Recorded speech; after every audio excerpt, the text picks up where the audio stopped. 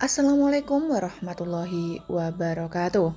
Pada kesempatan kali ini saya akan membahas tentang benda-benda ataupun sesuatu yang kalau berada di rumah Anda akan bisa membuat suasana di rumah menjadi panas dan tidak tentram. Kalau tidak orangnya yang sering sakit-sakitan dan juga sering bertengkar, bisa juga pengaruh rumah tersebut sering terkena fitnah. Suasananya panas tidak tentram. Ada persoalan sedikit saja akan menimbulkan pertengkaran, cekcok, dan akhirnya rezeki pun susah atau seret. Apa Anda sedang mengalami hal tersebut? Silakan simak video ini hingga akhir. Siapa tahu dengan menyimak video ini akan menjadi lantaran dari Sang Pencipta atas segala masalah yang sedang menimpa rumah tangga Anda. Dan apabila saudaraku semua sudah menemukan benda-benda ini di dalam rumah Anda, maka saudaraku semua harus cepat-cepat membuang dan memusnahkannya dengan cara dibakar atau dilarung di sungai.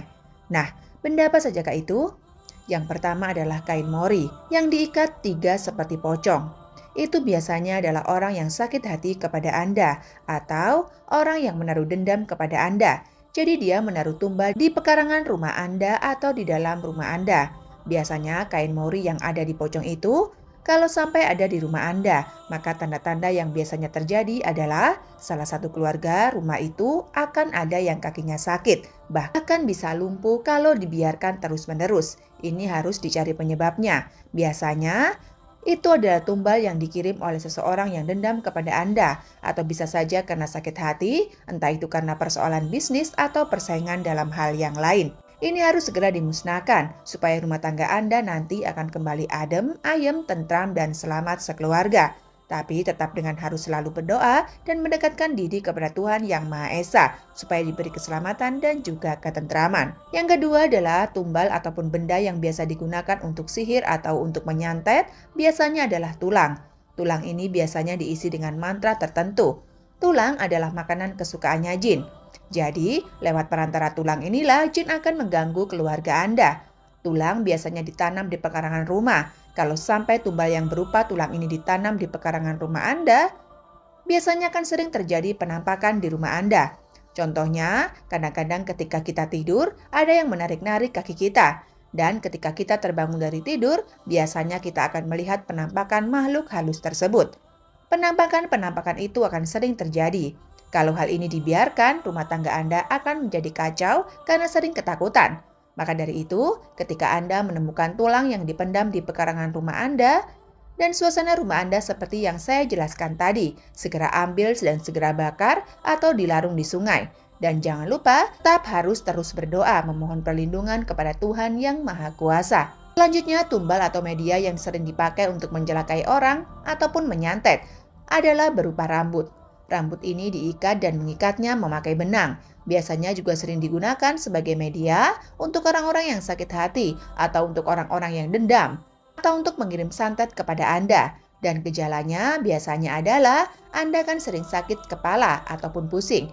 Tapi itu semua bukan karena penyakit medis, tetapi karena ada barang atau kiriman daripada seseorang yang berupa tumbal rambut yang diikat dengan benang. Sakit kepala yang teramat sangat ini biasanya akan menyerang ketika matahari mulai terbenam atau menjelang maghrib. Dan apabila kejadian ini terjadi secara terus-menerus, Anda harus waspada dan hati-hati. Di samping juga harus mendekatkan diri kepada Tuhan Yang Maha Esa sesuai dengan kepercayaan Anda masing-masing. Nah, apabila Anda melihat tumbal rambut yang diikat benang itu tadi, cepat-cepatlah untuk dibakar atau dilarung di sungai atau di laut agar netral kembali. Nah, untuk benda selanjutnya yang biasa menjadi tumbal atau media santet atau sihir adalah pecahan beling atau paku.